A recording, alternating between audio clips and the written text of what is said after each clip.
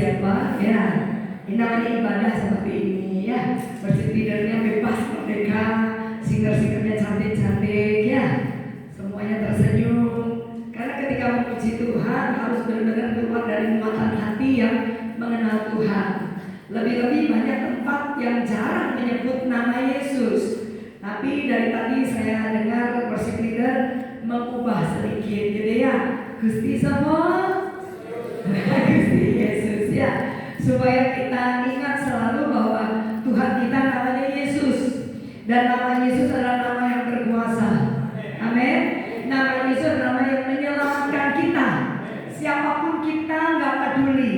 Bahkan di dalam kitab Korintus Tuhan bilang, kalau Tuhan pilih seseorang, Tuhan tidak pilih yang pintar. Kadang Tuhan pilih yang bodoh. Kata Alkitab loh ya, bukan kata saya.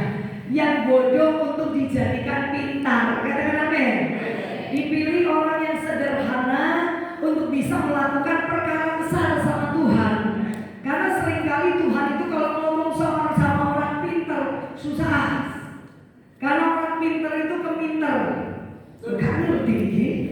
Ya, orang pintar itu merasa diri pandai, merasa diri mampu, merasa diri ngerti. Kalau diajak ngomong Tuhan, Tuhan yang diajari. Coba bilang kiri kanan, di sini orang-orang model. Ya, kalau kita ini mau merendahkan diri di hadapan Tuhan dengan segala kerendahan hati, setiap kali Tuhan bicara, baik lewat pujian itu juga Tuhan bicara loh. Seperti pujian yang terakhir berkali-kali Tuhan menolong, ya kan? Tuhan itu lagi bicara. Jangan takut. Kalau dulu Tuhan tolong, berarti sampai hari ini, besok selama-lamanya Tuhan tetap tolong. Beri tepuk tangan buat Tuhan ya. Tapi seringkali Tuhan itu kalau menolong kita waktunya tidak pas sama yang kita mau. Bener ya. Tapi ada firman lain lagi. Firman berkata bahwa waktu Tuhan selalu tepat dan waktu Tuhan indah pada waktunya. Ya saudara, kalau Tuhan itu melakukan terlalu cepat berbahaya. Tapi yang saya percaya Tuhan juga tidak akan pernah terlambat. Kita semua adalah orang-orang yang mengikut Tuhan, jadi anak Tuhan, diadopsi menjadi anak kerajaan sorga. Enggak mungkin seorang anak itu tidak diajari, tidak dididik, ya kan? Tidak dibentuk oleh papahnya. Saya sekarang sudah punya cucu, ya.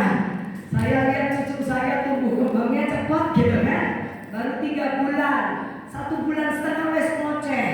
Akhirnya saya ngomong sama cucu saya, kayak kowe nanti sing ganti ama ya. Double porsi berkat, otoritas double porsi. Ya, orang tua hanya bisa lepaskan berkat lewat apa? Salah satunya doa. Jangan selalu berpikir tentang warisan uang. Kalau dari masa anak itu kecil, kita sudah didik dengan iman, berarti orang tua berhasil memberi warisan. Warisannya apa? Iman.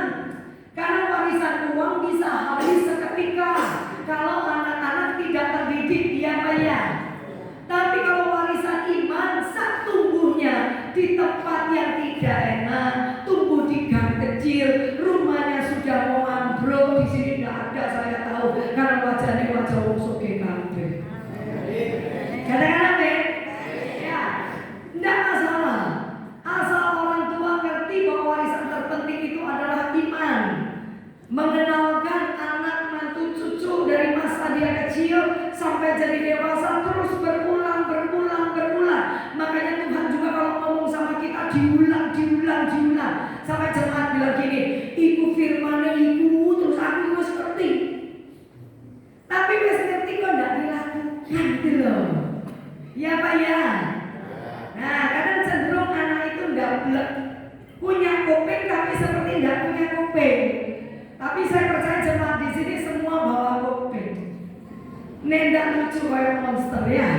Semua punya telinga, tapi yang jadi masalah telinganya dipakai untuk denger apa enggak? Apa buat datang ke gereja cuma cari AC terus tunggu? Bilang kiri kanan aja tunggu. Saya isu. Ya, tidak boleh kata mertua saya. Waktu saya selesai melahirkan, ya, kemudian jam 10 sudah ngantuk karena anaknya kan malam itu bangun terus ya. Biasa punya baby begitu ya, bangun terus gitu. Jam 10 sudah ngantuk. Nanti mertua masuk kamar saya. Kan dulu kalau melahirkan mesti harus ada orang tua sendiri atau mertua lah ya. Minimal kalau tidak punya mbak gitu kan. Mertua saya kan cuma ngomong gini, "Meo jauh dulu, ngantuk mah," gitu ya. "Engkau nanti matamu nggak bening," wah langsung melek saya saudara ya. "Nanti matamu nggak bening, nanti keruh, nggak ayu," katanya mertua saya. Mertua saya baik ya. Jadi dia nasihatin ngomongnya itu nggak keras-keras, pelan-pelan, tapi langsung tepat sasaran. Mertua saya orang sederhana, mertua saya nggak pinter-pinter baca Alkitab, mertua saya juga nyanyi pakai suara hidung ya kan gitu ya. Nggak pernah mimpin pujian, nggak pernah khotbah, tapi mertua saya itu sabar, nggak pernah marah. Coba oma-oma di sini bilang sesama oma, "Ibu koyo aku." Ya, nggak pernah marah ya kan? Nah mertua saya akhirnya dapat berkat apa? Kalau ibu-ibu, oma-oma, opa-opa nggak suka marah, apalagi sudah tambah usia ya. Kalau sudah tambah usia nggak boleh suka marah-marah, jangan keras kepala. Karena orang itu kalau tambah tua, tambah keras kepala, iso kena stroke. Nggak serius loh. Kalau suka marah-marah, hormon di dalamnya rusak. Kalau sudah rusak kena kolesterol. Kadang-kadang ada orang kena kolesterol, darah tinggi, stroke gitu ya. Bukan karena kakek makan, suka ngamuk. Saya lihat wajah di sini sabar semua ya. Tidak ada yang suka ngamuk, katakan amin. Beri tepuk tangan buat Tuhan Yesus, haleluya. Nah, ini saya khotbahnya manis loh saudara ya, tidak marah-marah gitu. Ya, karena saya tahu di sini semua kesayangan Tuhan. Nah, jadi kita mau belajar kembali tentang apa? Iman. Karena tadi saya dengar Bapak Gembala bicara tentang iman, doanya iman gitu kan ya. Perkenanan, berkenan di hadapan Tuhan. Nah, kok saya ya dari ditaruh sama Tuhan hari ini mau bicara tentang perkenanan. Karena ini akhir zaman. Akhir zaman itu tipu daya setan itu tambah jahat dan kerjanya tambah keras. Sementara anak-anak Tuhan sudah mulai tidak kerja keras di dalam rohaninya. Anak-anak Tuhan senangnya turu karena percaya firman Tuhan berkata Mazmur 127. Tuhan memberkati anak-anaknya pada waktu maka dari gereja itu mujizat. Iya, karena Tuhan memberkati anak-anaknya pada waktu tidur katanya gitu ya. Ini firman yang tidak bisa dipakai untuk kita tutup mata tidur toh. Tapi firman ini berlaku untuk orang-orang yang setiap hari dalam hidupnya dia berjalan di dalam percayanya kepada Tuhan, dan setiap apa yang Tuhan perintahkan dia kerjakan dengan sungguh-sungguh. Mungkin kadang-kadang dia harus meletakkan haknya untuk tidur lebih banyak ya, untuk menikmati uangnya hura-hura. Kata Alkitab tidak boleh hidup hura-hura ya kan gitu. Wanita kalau bisa jangan pakai banyak berlian ya lah, jangan make up gitu. Tapi sekarang kita sudah modern, tidak make up loh kayak kuburan. Katakan amin. Itu zaman dulu. Tapi orang-orang aja make up yo. Nek 70 pakai ginju warna abang, aneh kok. Ya tidak usah. Kalau sudah 70 ke atas itu lebih baik pakai apa ya, lebih cantik. Tapi kalau saya ini nanti masuk YouTube, masuk ini tidak dandan, nah ya kayak kuburan saudara ya. Saya juga tidak suka make up, percaya lah. Saya orang yang tomboy, easy going, saya juga orangnya simple. Tidak terlalu suka saya merah-merah, saking saya khotbah tiap hari sampai rasanya pipi keluar kena pedas saudara ya. Kalau di rumah saya wajahnya tidak pakai apa-apa. Kadang mau coba gini, kok ya enggak pakai bedak, kamu bangun tidur terus ya aku ya. Nah saudara, tapi tidak apa-apa. Bagi Tuhan yang di luar ini fana, tapi yang terpenting yang di dalamnya cantik. Amin. Jadi ibu-ibu coba senyum. Kalau cantik tidak senyum tetap muir deh. Amin. Ya, kalau senyum itu loh mayu. Bapak-bapak kalau senyum ketahuan ya tidak suka ngamuk. Karena bapak-bapak senyum pun susah, apalagi senyum sama istri sendiri susah. Tapi kalau senyum sama istrinya orang, gak usah disuruh. Senyum sama istrinya orang. Sehingga kadang kita ketemu teman-teman bilang gini, "Duh ibu, hidupmu ini beruntung ya, bojomu itu ramah." Dalam hati ibu Eva maupun rumah gak pernah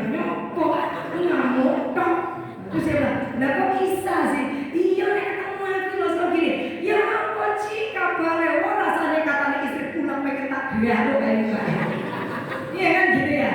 Makanya ayo Bapak Ibu ya, kita jadi orang yang tampil apa adanya, luar dalam sama. Tapi yang terpenting kebaikan dalam hidup kita, kebenaran dalam tingkah laku hidup kita harus bisa dirasakan yang pertama kali di mana? Keluarga. Kalau kita repot di gereja, sibuk di gereja, jadi berkat buat orang di gereja, tapi di rumah tidak jadi berkat, ini namanya orang munafik. Ini namanya pendusta. Karena kalau sesuai kata Alkitab, mujizat pertama Tuhan buat itu di Kana. Tuhan buat manisnya anggur pertama kali itu di Kana. Air jadi anggur itu di Kana. Jadi yang harus dirasakan manis dan terus manis itu di keluarga, di rumah tangga. Acara sudah rambutnya putih semua, akhirnya kita bilang begini, tidak usah gandengan, laulen. Usah nolak. Kalau enamnya tidak usah digandeng, tidak apa-apa, saya kuat ya toh.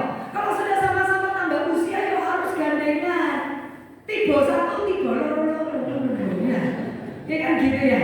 Kalau saya jujur melayani Tuhan sampai hari ini jadi anak Tuhan khususnya. Selalu yang Tuhan tuntut dalam hidup saya ketika saya berdoa, saya baca Alkitab gitu ya. Ketika saya ngobrol sama Tuhan, apalagi kalau ada masalah dalam hidup ya, Tuhan tidak selalu berkata, ayo jadi berkat untuk hidup. Tuhan selalu berkata, jadi berkat buat suamimu, jadi berkat buat anak-anakmu, supaya mereka tidak mengalami kekecewaan melihat maminya pelayanan di gereja, tapi di rumah tidak jadi berkat. Benar apa benar? Dan Tuhan cuma bilang satu kenikmatan dalam hidup kita di bumi itu adalah rumah, bukan gereja. Gereja itu kayak hari Minggu atau hari Kamis, hari apa kalau saudara ibadah, wajahnya semua malaikat kalah. Semua wajah malaikat dan orang kudus. Iya tak? Tidak ada orang jahat di gereja katanya. Padahal kalau kita mau bilang kita ini benar, nggak benar-benar banget. Tiap hari ada yang salah. Kita mencari keamanan di dalam gereja. Gereja bukan tempat yang aman, katakan amin. Tapi tempat yang aman itu dalam hadirat Tuhan.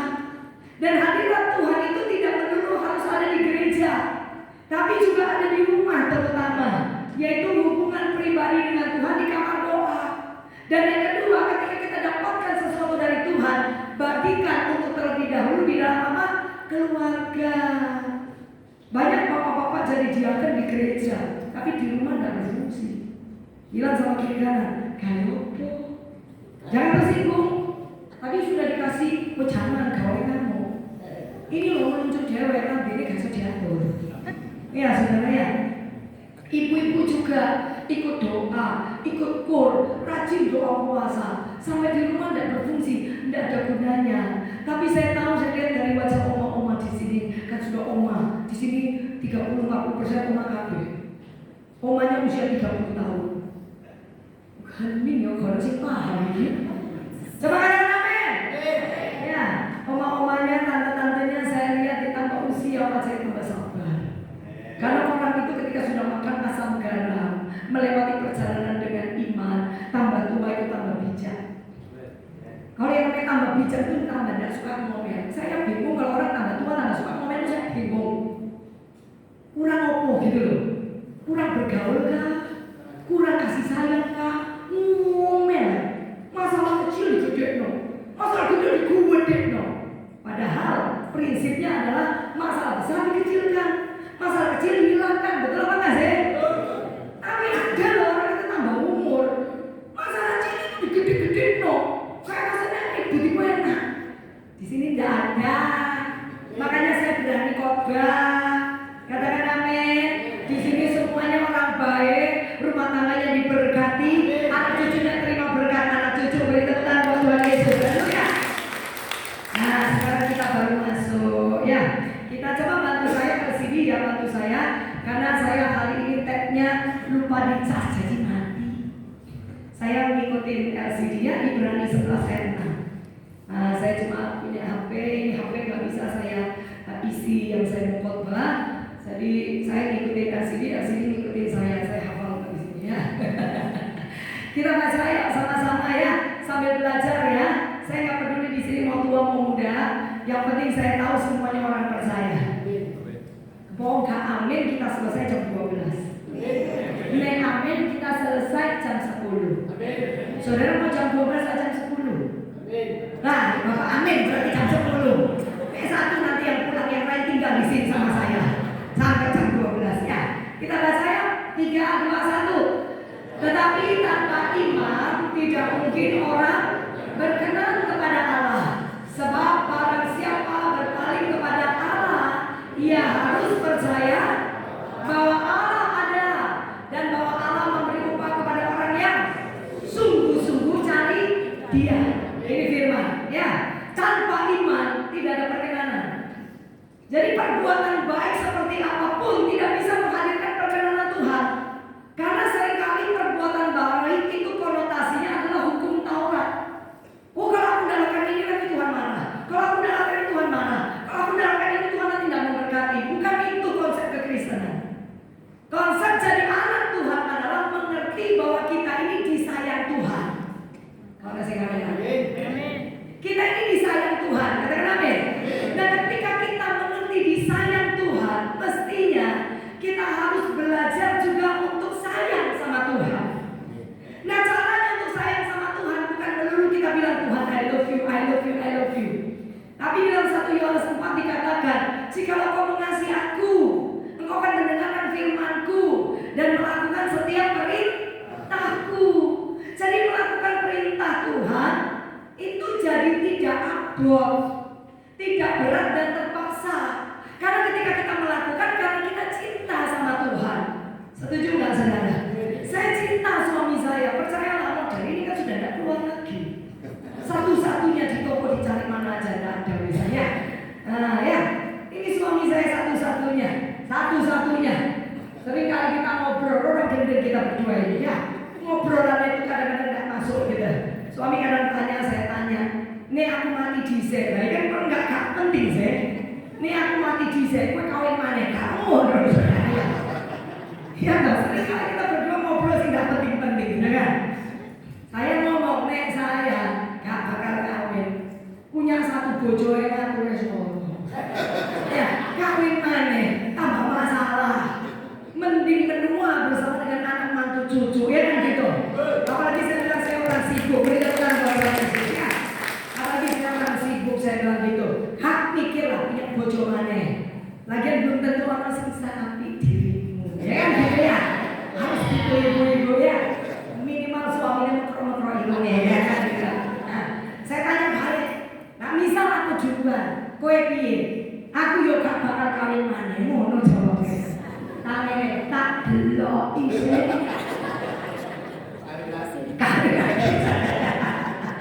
Nah, tapi ini bahasanya ya kan? Karena saling mengasihi. Kadang ada ketakutan dimiliki orang lain kan gitu. Nah, apalagi Tuhan coba. Saking sayangnya loh Tuhan itu nebus kita dengan hidupnya di atas kayu salib. Mati buat kita, tapi Dia bangkit untuk memberikan kemenangan buat kita. Katakan amin. Ya. Nah, apalagi Tuhan kita adalah Allah yang cemburu. Makanya jangan menduakan Tuhan di dalam hati kita. Dengan cara apa saya menduakan Tuhan? Salah satunya tidak taat. Ketaatan itu bukti kasih kita loh sama Tuhan. Karena ketika Tuhan bilang mengasihi kita, Alkitab juga mencatat Dia datang sebagai manusia dan Dia mentaati perintah daripada Allah Bapa di surga dengan mengorbankan hidupnya, memberikan hidupnya sampai mati di kayu salib. Untuk apa? Menebus orang berdosa. Dia mentaati perintah, datang ke dunia untuk apa? Mati, sudah gitu. Berarti kalau Dia datang ke dunia untuk mati, kita ini untuk bisa mengasihi Tuhan harus mati. Bingung dong? Mati dagingnya. Katakan mati daging. Ayo ngomong yang masih muda. Kok malah lebih cepat ya? Jawab bilang daging. Nah, dagingnya dimatikan, saudara. Karena saya mengasihi suami saya, Tuhan ajarkan tentang kasih itu di antara suami istri. Itu duluan. Kemudian orang tua anak. Tuhan jarang mengajar terlebih dahulu, maafkan saya, pendeta dengan jemaatnya. Itu nanti. Kalau di rumah sudah beres, di gereja pasti beres. Pokoknya sebenarnya cuma satu bapaknya ya. Kalau di rumah tangga beres, di dalam pelayanan pasti ada berkah. Tidak mungkin kalau seorang bapak bisa memimpin keluarganya, Di gereja dia masih bisa mimpi. Tapi kalau di rumah saja dia tidak bisa mimpi gereja kecilnya, dia tidak bisa mimpi gereja besar. Seorang bos, kalau dia nggak bisa manage istri sama anaknya, dia nggak bisa manage karyawannya. Karena otoritas itu akan berjalan dan berlaku. Dia akan benar kalau dia benar di rumah. Karena rumah itu tempat yang real, nyata, tidak ada kebohongan itu, tidak bisa bohong. Kalau saudara mau tanya aslinya saya, tanya suami saya. Mau tanya aslinya saya, tanya ke anak saya. Mamamu nengok piye? Nah itu saudara akan tahu. Anak saya akan ngomong gini, mamamu nenek mimbar itu ngomongnya kasih, ngomong mamamu tok. Nah misalnya gitu ya. Saudara harus percaya itu. Karena apa? Yang di rumah tidak mungkin bohong karena tiap hari ketemu. Benar apa benar? Tapi kalau di gereja kan senyumnya cuma 2 jam sih. Nah saudara, di gereja itu banyak pembohong. Tapi kita pastikan kita tidak jadi bagian orang yang munafik dan suka berbohong. Katakan amin. Ketika suami saya bangkrut, Tuhan nyatakan kalau kamu mengasihi dia, apa caranya? Ya caranya harus jadi penolong buat suami. Tidak boleh ngomel, tidak boleh nuntut, tidak boleh minta. Nah ini saudara, enak loh jadi wedok saudara ya. Nah kalau kita ketemu lagi dengan ibu-ibu yang di luar sana, dia akan ngomong gini, buat apa kamu nikah? Nek buat soroto, ganti bojo, ada loh. Saya ngelayanin orang gini, malah yang minta anaknya bercerai itu orang tuanya. Padahal aktivis gereja katanya, papa mamanya aktivis gereja, tapi kasih saran daripada hidupmu susah, wes pedot aja, cari yang baru. Ini yang namanya orang yang tidak beriman itu seperti ini. Tapi dia ke gereja, pelayanan. Tapi dia langgar firman, sak enak dewe. Itu namanya tidak punya iman. Jadi orang punya iman itu bukan selalu bicara kau aktif di dalam gereja, kan? Tapi bagaimana kau mendengar firman dan mau melakukannya. Sehingga Alkitab berkata, ketika didapatkan iman di sana, ada perkenanan Tuhan turun. Setuju katakan amin. Sini yang bermuka di mana? Kau hilang? Sini dong. Cepetan. Lari. Ganteng sih ini. Kurus dikit. Yo minta sama susu sana, minta sama susu. Minta dompetku. Yo kamu kita kena dompetku. Sini, naik sini. Naik. Oh iya, orang tangga. Di situ saja. Namamu siapa? Coba gini. Singa dan Yehuda. Nah ini hebat ya. Anak pertama, Tuhan hebat. Good ya. Saya nggak terlalu kenal dia. Tapi tadi waktu saya lihat dia worship leader, wow gitu ya. Coba semua bilang wow. Masih muda. Tapi dia coba bebaskan dirinya. Dia belajar mengenali Tuhannya dan tambahkan sentuhannya. Ya. Nah hari ini saya mau taruh perkenalan buat dia. Saya mau kasih dia duit. Mau nggak? Bodoh lagi. Kayak duit gak geraknya bodoh loh ya. Kalau saya dikasih duit mau nggak? Oh ya ini loh model yang gak bisa diberkati Tuhan. Lah saya ini mau ngajak supaya dia ngerti. Ayo mulai sekarang kalau Tuhan bilang mau. Mau nggak? Gak usah pakai yang namanya pura-pura sungkan. Ini namanya pura-pura sungkan. Orang Kristen tidak boleh merasa rohani sehingga tidak juga apa-apa Tuhan gak apa-apa. Itu bodoh. Karena semua isi Alkitab isinya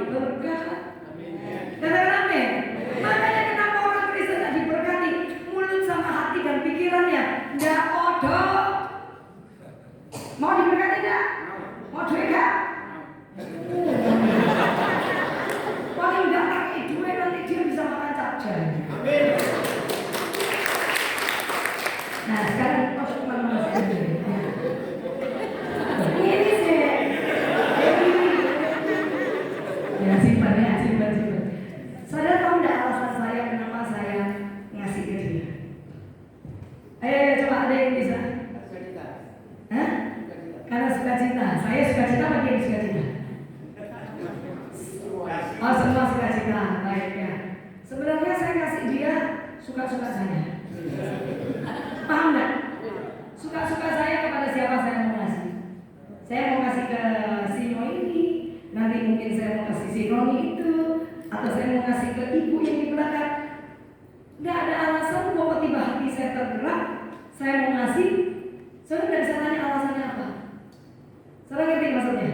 Sering kali saya di dalam gereja karena saya lihat ada satu ibu ternyata dia janda.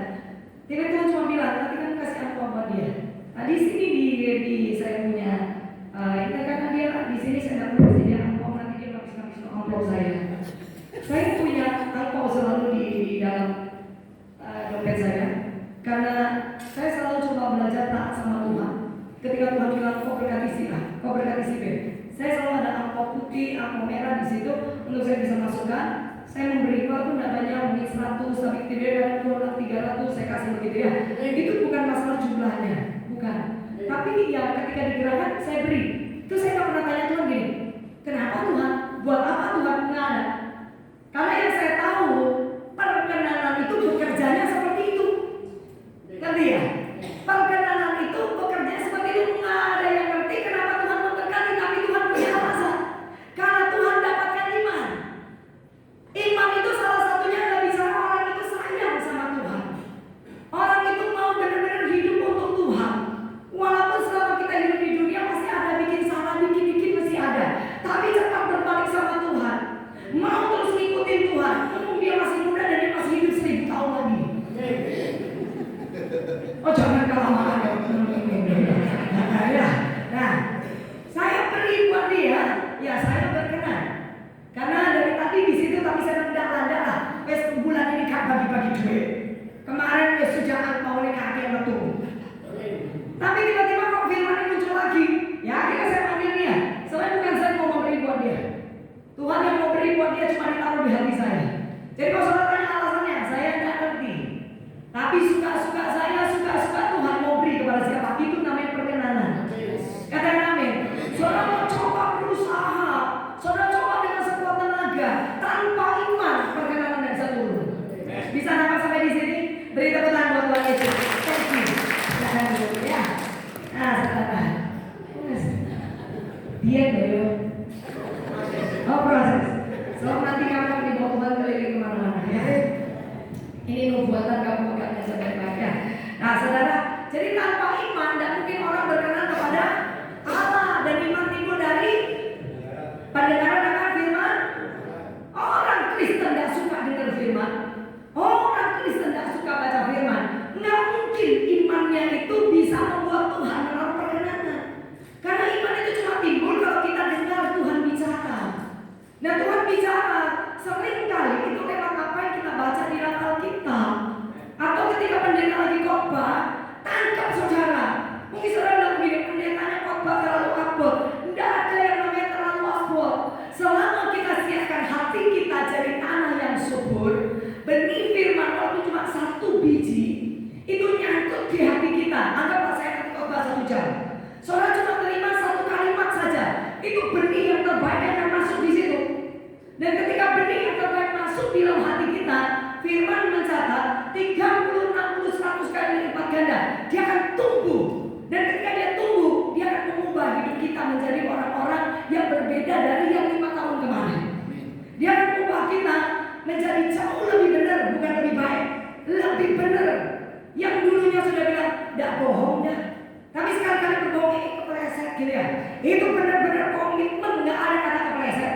Nggak ada bohong besar, bohong kecil. Nggak ada bohong putih, bohong hitam. Semua yang disebut bohong itu pasti dosa. Katakan amin. Dan kita komitmen dan benar-benar tanpa harus diatur. Mulut ini sudah benar-benar tidak bisa bohong. Itu baru pengikut Yesus. Katakan amin. Terus kita mengasihi. Kalau orang sayang sama saya sayang sama dia. Kalau orang baik sama saya baik sama dia. Kalau orang itu suka beri parsel kepada saya berkati dia. Padahal Tuhan ngajarnya apa? Kalau kau mau memberi, beri kepada dia, nggak bisa membalas kepada. Tapi seringkali kalau kita pergi ke pesta, maaf, orang kaya. Itu orang kaya. Kamu itu duit. Kita kasih maunya cetiau. Terus yang sederhana bikin pesta, manten juga. Karena dia orang biasa, dikai piro? 250. Padahal yang butuh duit yang orang kaya atau yang orang sederhana. Tapi kita mindsetnya salah kan? Kita malu kan? Kalau kita pergi ke pesta orang kaya, kita cuma kasih gopek gitu ya. Malu. Undangannya mau soge kabeh. Jadi saya nggak ngasih angpau. Kalau duit dia ada no. Ini jenenge goblok. Menyusahkan diri. Karena ada beberapa orang mengundang kita karena dia menghargai kita, bukan angpau kita. Kecuali saudara memang punya banyak, silakan beri. Tapi seringkali banyak orang dipaksakan. Dan akhirnya perginya itu aras-arasan. Padahal kalau kita pergi ke pesta, kita ikut sukacita dengan mereka. Nah sebaliknya ada lagi begini. Pergi ke pesta manten, kasih setiap. Pergi ke rumah duka, kasih cepet ji. Iya. Pura-pura nggak ngerti, pura-pura nggak ngerti ya. Padahal yang rumah duka lebih butuh duit, betul nggak sih? Nah itu loh. Tuhan itu ngajarin kita banyak hal, tapi kita nggak mau nurut, nggak mau punya telinga untuk dengar. Istri pun gitu kan. Mau susah mau nggak susah, Tuhan cuma bilang tunduk, belajar ngomong iya. Memang susah saya tahu, tapi terus belajar ngomong iya, karena perempuan itu punya berkatnya sendiri. Saya bangga loh lahir jadi perempuan sekarang. Dulu saya menyesal karena orang tua saya tak cinta sama saya, karena cintanya sama anak laki-laki. Tapi saya sekarang bangga jadi anak perempuan yang Tuhan Yesus. Amin. Beri tepuk tangan buat Tuhan ya. Ketika anak perempuannya Tuhan baca firman, dekat sama bapaknya, nurut sama bapaknya, tidak mungkin tidak ada berkat, saudara. Dari suami saya bangun, kami keadaan miskin, bahasanya begitu ya. Saya mau bilang di atas firman, dulu saya belum pendeta, saya ibu rumah tangga biasa. Tapi saya tidak pernah lihat keluarga kami utang untuk makan. Di tangan perempuan ini loh, Amsal 14 ayat 1 dikatakan apa? Wanita bijak membangun rumahnya dengan tangannya. Tapi wanita bodoh menghancurkan rumahnya juga dengan tangannya sendiri. Berarti wanita itu punya kekuatan ekstra, Bu. Wajahnya ojo stres ngono, Bu. Happy yo Bu jadi wedok, katakan amin. Perempuan itu punya kekuatan ekstra. Makanya perempuan kalau dikasih keahlian, mulutnya ini punya kelebihan, jangan dipakai ngomel, dipakai di kamar doa. Di situ curhat sama Tuhan, bahasa roh yang banyak. Maka kau akan lihat ketika wanita dalam membangun mesbah di dalam keluarganya, Tuhan juga membangun segala sesuatu yang runtuh di dalam rumahnya. Wanita dulu, ini nyuruh bapak-bapak berdoa. Karena banyak yang bilang begini bapak-bapak, wanita berdoa, pria berdosa. Ini prinsip yang tidak boleh dipercaya ya. Bapak-bapak, ibu-ibu semuanya harus suka berdoa. Katakan amin. Beri tepuk tangan buat Tuhan Yesus. Ini saudaranya. Jadi kalau tanpa iman dan mungkin orang itu berkenan. Supaya iman bisa bertambah-tambah, suka firman. Nah supaya ngerti firman, kita harus ada kamar doa. Supaya ada pewahyuan, ada hikmat, ada hatinya Tuhan untuk ngajarin apa yang kita baca. Supaya Tuhan bisa bicara lewat firman. Karena ada yang namanya nubuat, ada yang namanya nubuat. Jadi kalau saudara didoakan kata ini nubuatan, saudara cari di Alkitab, saudara ya, ada nggak sih ayatnya? Kalau ada ayatnya percaya, tapi kalau nggak ada ayatnya, ojo percaya. Yes. Setuju? Makanya kita harus ngerti firman, kan baca Alkitab. Minimal nggak bisa menjabarkan, tapi ada yang nyantol. Kalau ada yang nyantol, kita nggak gampang ditipu sama setan. Sehingga Tuhan bisa menaruh perkenanan kepada siapa dia mau memberkati, kepada siapa hari ini dia mau pulihkan, kepada siapa hari ini ketika saudara duduk di sini Tuhan langsung sembuhkan. Saudara tidak bisa milih, yang milih Tuhan. Setuju katakan amin? Hanya Tuhan harus lihat di ayat yang terakhir, orang itu sungguh-sungguh nggak cari Tuhan, sungguh-sungguh nggak hidupnya ngiring Tuhan. Tuhan hanya perlu ada orang yang sungguh sama Tuhan. Ya suami saya ketika kemarin saya ngisi camp wanita ya di satu gereja, kayak gereja saya ya, kita camp suatu hari gitu ya, ada 4 pembicara. Saya coba siapkan, saya merenung tentang wanita. Terus saya ngobrol sama suami saya di hari Jumatnya sebelum pelayanan malam gitu ya, sore itu saya ngobrol. Saya bilang, ini the winning woman, wanita pemenang. Wanita pemenang itu pasti punya ciri. Ya, yang pertama pasti punya prinsip, tidak gampang terombang-ambing, itu wanita pemenang. Yang kedua, wanita itu setia dan bijaksana. Yang ketiga, wanita itu selalu akan melekat erat sama Tuhan. Terus suami saya ngomong gini, koyok bojoku. Serta ketika suami ngomong begitu, itu lebih dari emas, perak, dan permata juga. Benar ya Bu? Karena suamiku jarang muji ya Bu. Saat ini ibu-ibu tidak pernah dipuji suami. Ayo Pak, selama masih ada bersama, kalau yang suami sudah tidak ada, ojo cari suami baru ya. Yang masih ada suami masih punya istri, selagi kau masih bisa menyenangkan pasanganmu, senangkan dia dengan pujian. Seringkali perempuan itu nggak butuh apa-apa yang banyak, cuma perlu sebuah penghargaan dari suaminya. Karena dari kecil mungkin baby lahir, istri udah jaga, suami kan nggak ngerti apa-apa. Benar nggak sih Pak?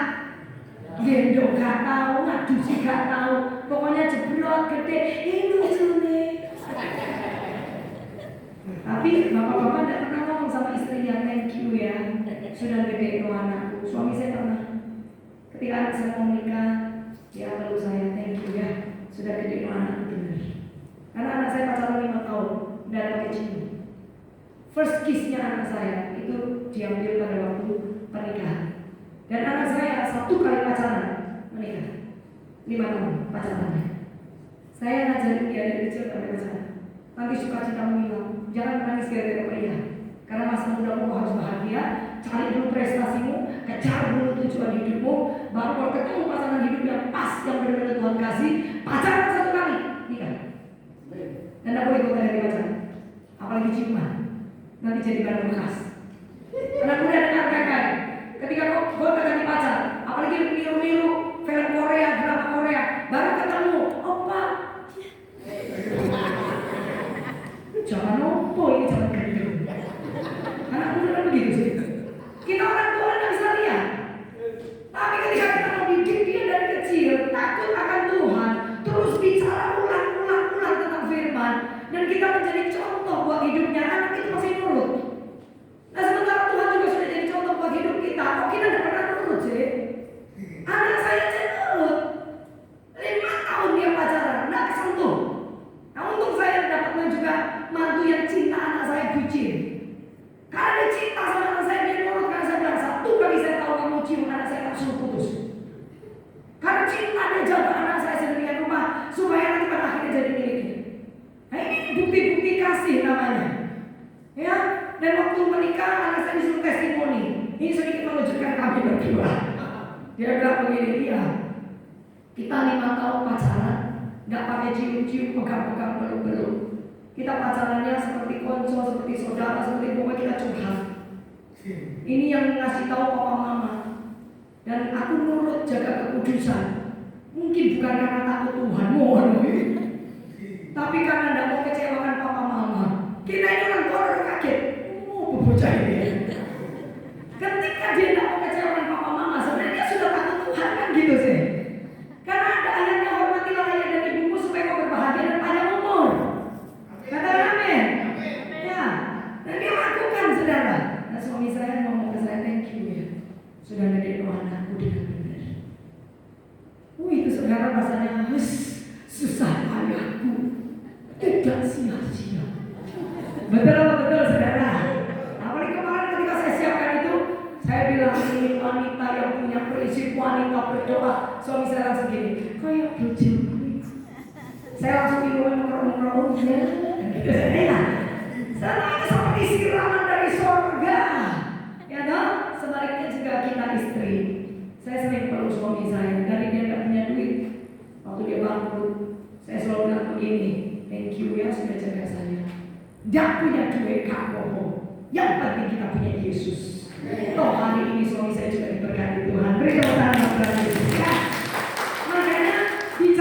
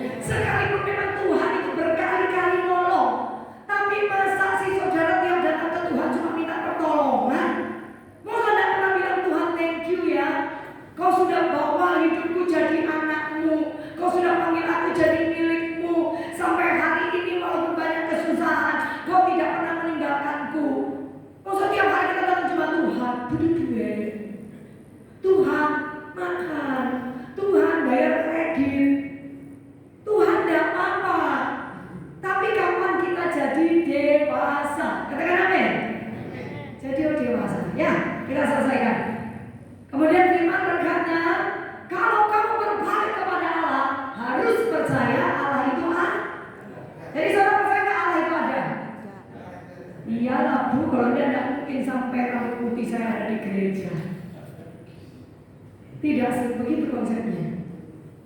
Konsepnya Allah itu ada bukan ketika kau ada di gereja.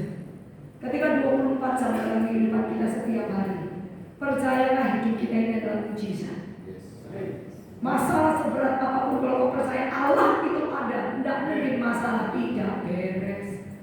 Asal ono Yesus beres. Iya. Setuju katakan amin? Ya. Karena ketika Tuhan ngomong ini, ternyata ada satu peristiwa, murid-murid itu seringkali kurang iman. Murid-murid loh, jalan sama Yesus, berjalan dengan Yesus. Di Injil Matius, Markus, Lukas, Yohanes. Saudara lihat bahwa yang namanya murid-murid yang kemana-mana sama Yesus. Lihat Yesus bikin mujizat, lihat Yesus bangkitkan orang mati. Lihat loh, ngalami loh, lihat loh di situ loh. Itu aja loh manusia bisa kekurangan iman. Karena dia bingung ini Mesias atau manusia sih. Ini Tuhan apa ngomong sih? Dipegang kok daging. Padahal kalau lihat seperti itu manusia biasa tidak bisa mengerjakannya. Tapi tetap mereka imannya kurang. Nah ketika imannya kurang, satu saat ada yang namanya anak yang kena penyakit ayam, yang tergoncang-goncang terbanting-banting. Pernah tahu ceritanya? Yang pernah mandok-mandok? Gak tahu apa ini? Iya, si mulutnya berbusa tapi terbanting masuk ke dalam api, nyebur diri ke sungai, beneran. Ini pertama kali bukan jumpa Yesus dulu, jumpanya sama murid-murid Yesus yang bersama dengan Yesus biasanya. Tapi hari itu nanti cari ya di Alkitab ya. Hari itu murid-muridnya sendiri, karena Yesus sedang pergi ke satu tempat dengan Petrus, Yakobus, Yohanes. Yang murid-murid yang 9 itu tinggal di tempat dan menghadapi situasi ada anak yang terbanting-banting dan bapaknya minta tolong doa ini bahasa sehari-harinya. Tapi mereka tidak bisa menyembuhkannya. Kemudian Yesus datang, opo. Ada orang Farisi di situ. Orang Farisi bilang ini loh murid-muridmu, tidak bisa ngapain. Terus Yesus datang ke mereka gini, kenapa kamu ini hai angkatan yang kurang percaya? Masa gini toh sama setan kamu tidak bisa, sakit penyakit kamu tidak percaya. Toh kamu bersama dengan aku sekian lama, masa tak bisa mengusir setan itu keluar? Ini bahasa saya.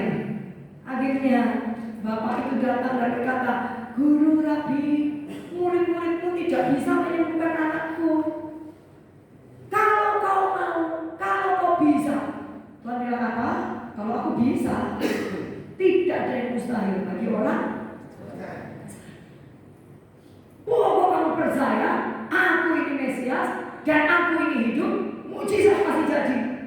Bahkan yang mati pun bisa dibangkitkan. Katakan amin. Dan itu yang Yesus lakukan. Anak itu langsung dia doakan, lepas bebas, nggak lagi kenanya. Itu yang namanya Yesus ada. Kita ini sudah melewati. Jangan lagi menangisi masalah. Saya ingat ketika Yesus pikul salib dan Yesus jatuh bolak-balik. Ada seorang perempuan namanya Veronica. Nanti sebentar lagi Paskah ya. Saya kalau udah bawa teks saya lebih bisa nanya khotbah ya. Kau nanya ini ya. Terus saudara, yang Veronica jatuh, Tuhan jatuh. Dia ngelap mukanya Tuhan sampai menangis toh. Dan di kita jarang disebutkan, biasanya di gereja Katolik sering di ini Santo Veronica ya, Santa Veronica. Nah, ini ngelap wajah Yesus. Dan Yesus cuma bilang, ibu jangan menangis. Jangan menangisi aku, kayu yang hidup, batang yang hidup. Tapi tangisilah anak-anakmu, tangisi keluargamu. Karena aku ini mati akan hidup lagi. Tapi kok tangisi anak-anakmu, supaya apa? Supaya setelah ini hidupnya itu benar dan diselamatkan. Itu saudara. Bukan tangisi duit gitu ya. Ketika uang kita banyak, anak tidak terdidik, kena narkoba, free sex, hidup yang kurang ajar sama orang tua, saat itu mati, tidak bisa masuk surga. Sementara surga itu tujuan akhir kita. Setuju katakan amin? Nah, apa yang akhirnya murid-murid lakukan? Ini yang sangat terakhir ya. Lukas 17 ayat 5 ayat 6. Ini yang murid-murid katakan kepada Yesus. Yuk. Sudah dapat sesuatu nggak anak muda? Dia anak muda ini kok hari anak muda ini. Katakan amin. Ya. Lukas 17 ayat 6.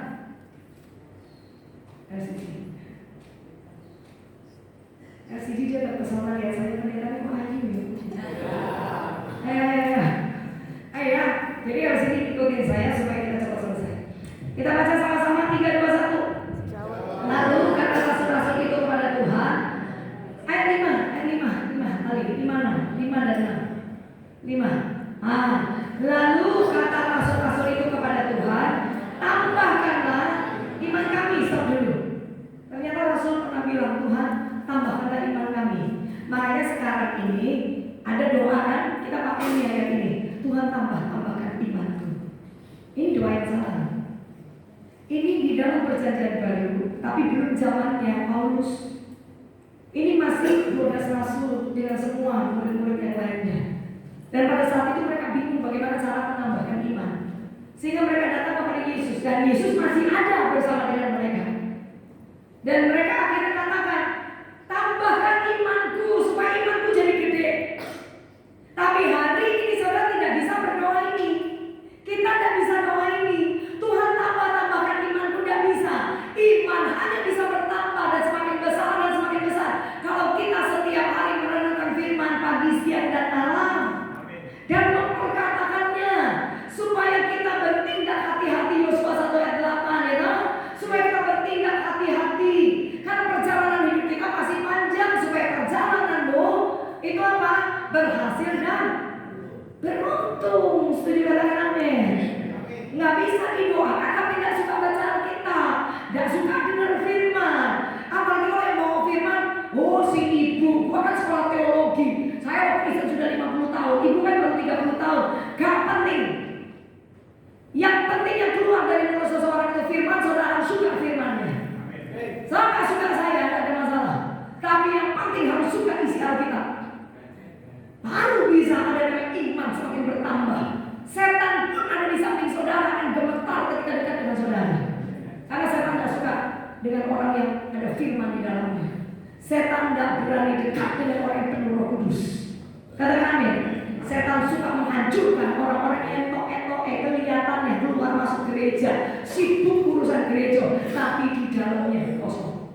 Makanya hidupnya porak-poranda.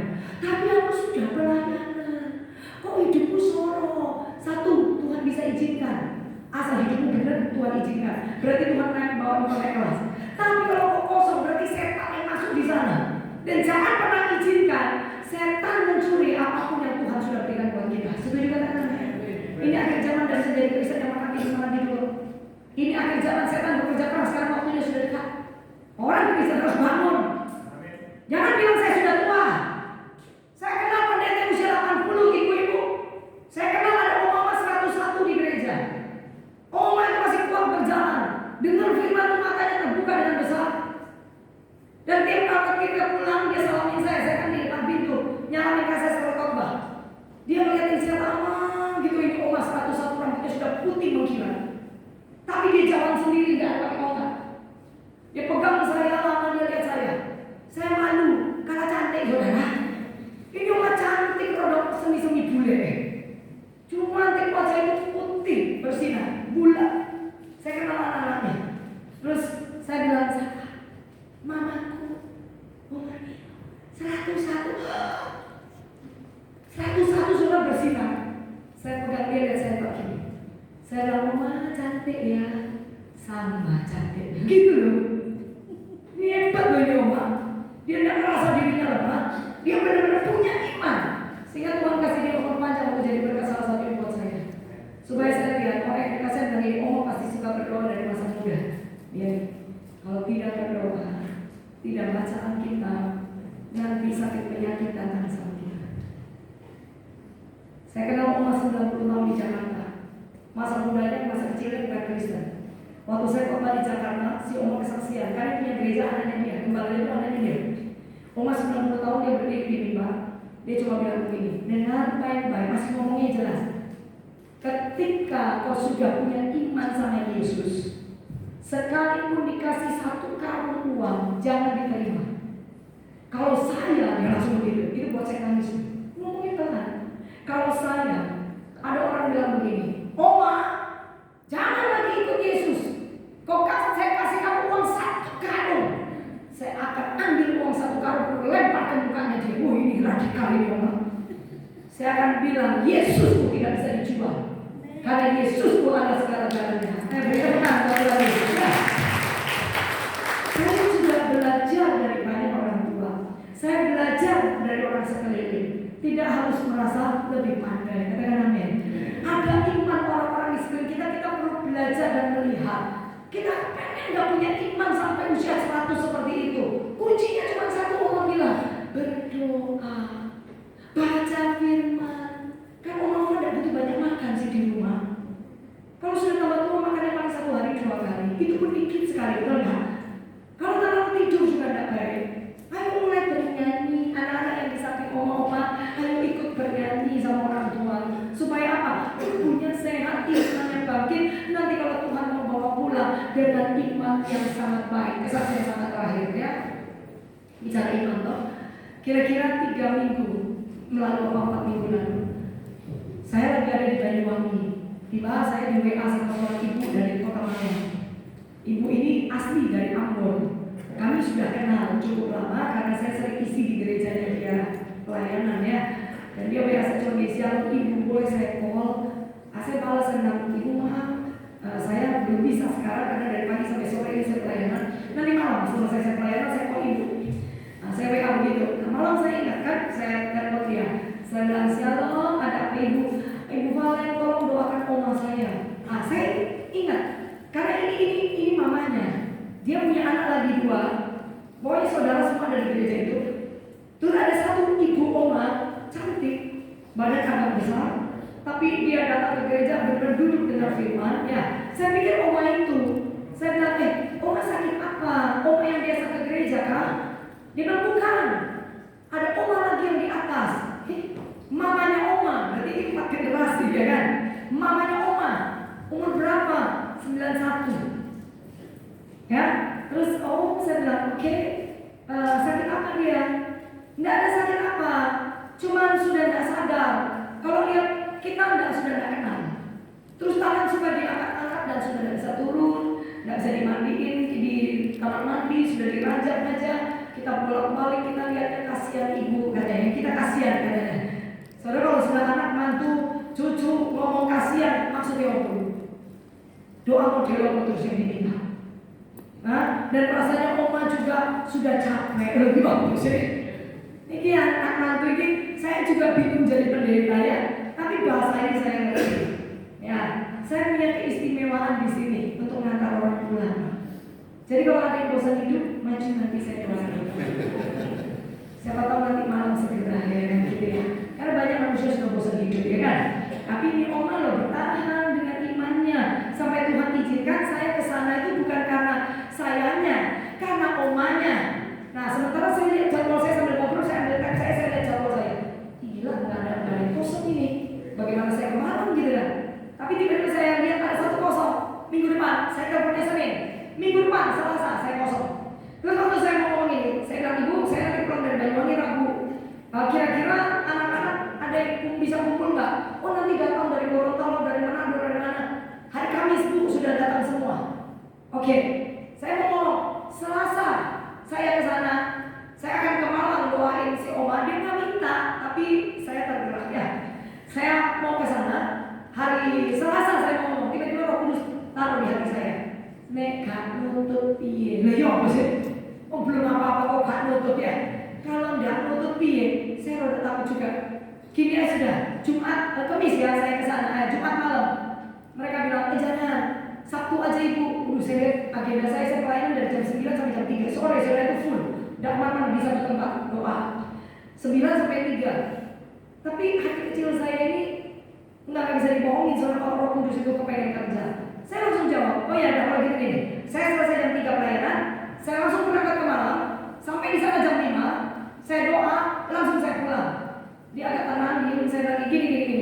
Saya cuma datang doa, kalian tidak usah siapkan apapun. Karena kadang-kadang jemaat takut ya kalau kalian datang ke rumah gue. Kamu nih, harus dia nonton. Jangan biasakan. Kalau dia hamba Tuhan, ada angpau dan angpau yang datang. Malah kalau urusan berdoa, aja siapa angpau. Itu namanya merusak pendeta. Masa doa orang sakit terima angpau, gila nih. terima angpau, pendeta model apa itu? Orang sudah mau bercerai kok masih terima angpau? Minta didoakan, doanya bisa dijual. Setuju kalian amin? Nanti kalau anak muda jadi pendeta, jangan dikit duit. Ketika kau dikit duit, hidupmu tidak bisa diberkati. Karena pelayanan bukan masalah uang, pelayanan masalah hatinya Tuhan. Setuju kalian amin? Jadi orang pelayanan yang ribut masalah duit, sudah tidak pernah sama Tuhan. Wah ini ya. Tak mudah sih. Muakel ya. Ayo sih semangat kalian amin. Di sini acara kita lagi. Ya, sebenarnya. Nah, akhirnya sekarang saya ke sana. Benar. Hari Sabtu saya berangkat ke sana. Oma sudah kurus sekali. Terus mata sudah masuk gitu ya. Saya pegang tangannya dia, hangat. Saya pegang hangat, nggak ada sakit. Saya pegang sampai ke kaki, nggak ada masalah. Saya bilang, Oma nggak boleh takut. Itu toh yang saya mau ngomong sama dia. Oma jangan takut ya. Ada Tuhan Yesus. Terus Oma produk mewek gitu. Terus dia angkat tangan kasih jempol ke saya gini. Dari sama Oma, sama Mama, ini saya pendeta. Kita doa ya. Dia cuma gini. Sebenarnya anak-anak nanti semua kumpul kita nyanyi. Nah ada satu anak saking cinta sama mamanya. Itu bahasa nangis dia dari Gorontalo ya. Nangis. Tambah heboh di kamar itu kan. Banyak orang, Oma sendiri kan. Tiba waktu lagi nyembah, saya lihat di atas awan-awan Tuhan Yesus ada di sana sambil senyum kasih dua tangan sama dia. Saya tahu ini senang, ini penglihatan yang menyenangkan. Kasih dua tangan begini sama dia, sampai Tuhan begini senyum lihat dia. Saya bilang, Oma, itu ada Tuhan Yesus di sana. Dia mau pegang tangan Oma, nanti kalau Tuhan pegang tangan Oma jangan takut ya, kasih tanganmu sama Tuhan. Dia cuma mantul kasih jempol lagi ke saya gitu. Terus saya bilang, Oma pokoknya harus senang. Saya bilang, anak-anak sudah kumpul semua. Dia mantul lagi. Selesai saya tanya semua minta ampun sama Mama. Oma nanti anak-anak minta ampun, Oma berkatin ya, taruh tangan di atas kepalanya mereka.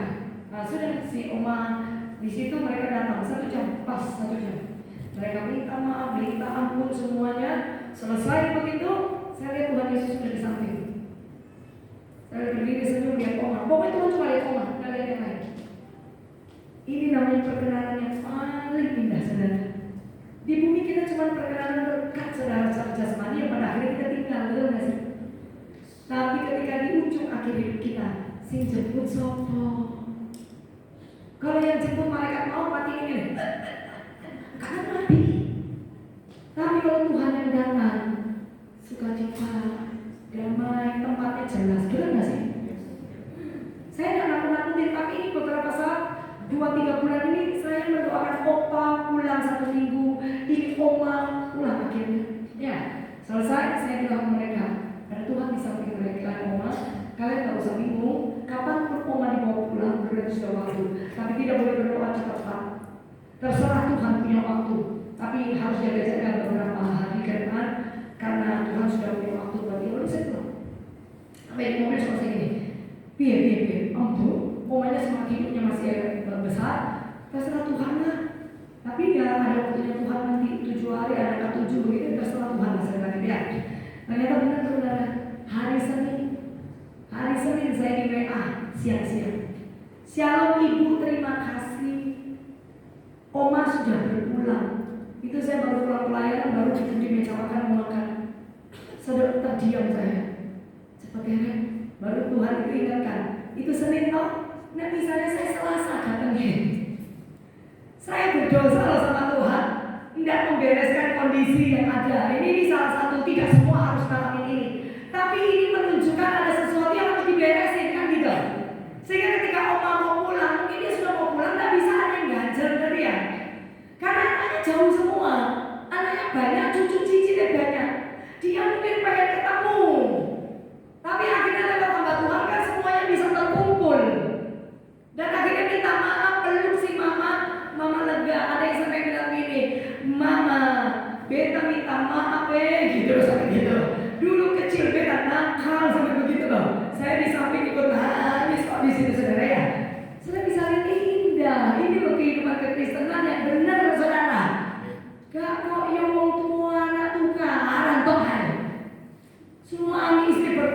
ya gak penting gitu loh.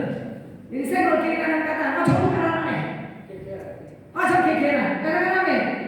Orang yang bertengkar di dalam rumah tangganya tidak ada berkah. Gereja yang suka bertengkar, nggak ada kuasa Roh Kudus bisa bekerja di situ. Karena Tuhan tidak bisa dipermainkan. Gereja harus damai satu dengan yang lain, harus bisa saling. Oh, sih direbut dengan gereja. Gereja yang punya Tuhan, orang kita ngomong saudara. Saya ini kalau mau jadi gembala, dari kemarin-kemarin udah jadi gembala saya ini saudara. Di Sydney saya ditawari, di Surabaya sudah 3 sinode saya dikasih, tidak masuk jadi gereja yang ada jemaatnya. Lalu saya ini udah terpanggil lapor Buddha. Saya tidak terpanggil, bu ada jemaatnya, ada gajinya. Oh gak ngerti gaji kelebihannya. Pagi aja tadi pagi dia telepon sebelum saya mandi. Ibu maaf ya, kemarin saya ngisi firman di satu tempat. Ibu maaf ya, ada berkat yang tertinggal. Oh saudara, berkat tertinggal dari seseorang ini dititipkan mau dikirim ke ibu. Pagi bangun meleleh sudah ada berkat saudara. Perebutan berkat. Kalau kok benar hidupnya sama Tuhan sungguh-sungguh, bangun meleleh loh orang masih tanya, bu kirim ya nomor rekeningnya. Ngono loh saudara. Bilang kiri kanan, berapa nomor rekeningmu? Setuju katakan amin. Beri tepuk tangan buat Tuhan Yesus. Saya pakai tulis semua ya. Salam kiri kanan katakan, wis mari.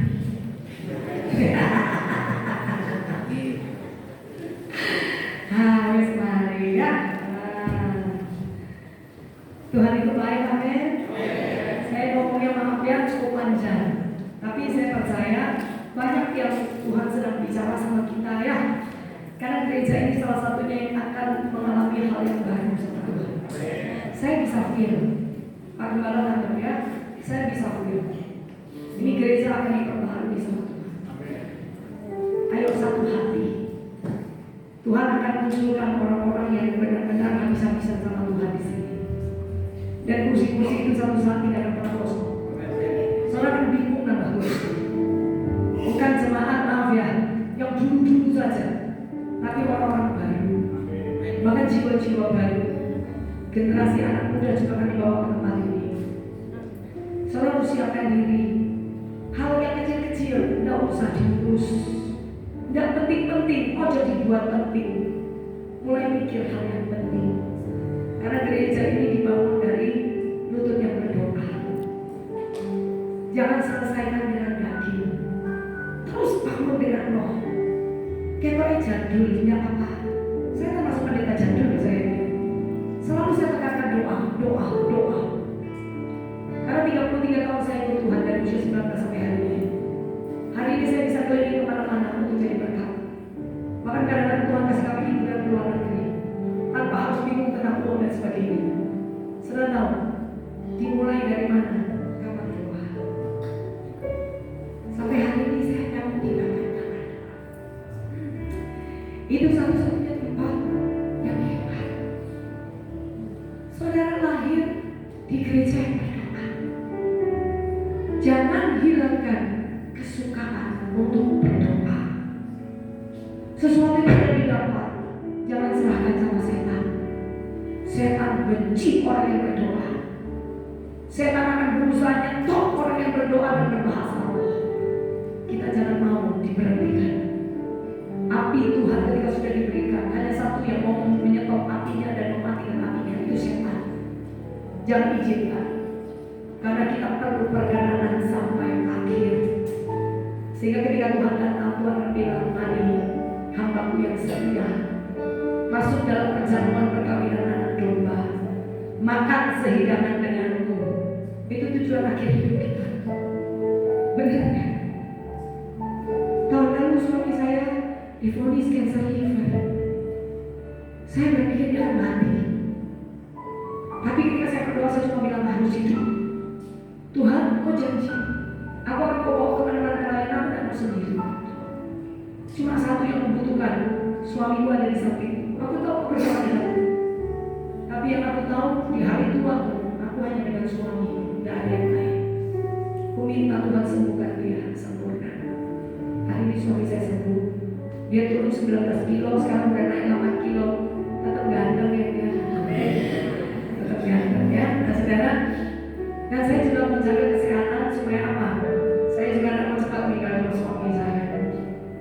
Nah, ketika Tuhan masih kasih kita tugas bersama, kerjakan dengan sungguh hati. Nanti pas kita pulang, kita akan bersama dengan Yesus di situ. Tapi selama kita di bumi, jangan jadi orang yang tidak berfungsi. Ayo kita berfungsi. Apapun yang kita bisa kerjakan, kerjakan. Apapun yang kita bisa lakukan, lakukan. Selama masih bisa bernafas. Amin saudara. Ayat lagu yang terakhir berkali-kali dari pertama. Pujian-pujian ini supaya kita terus menyadari dalam segala situasi dan keadaan Tuhan tidak kemana-mana, Tuhan di sana.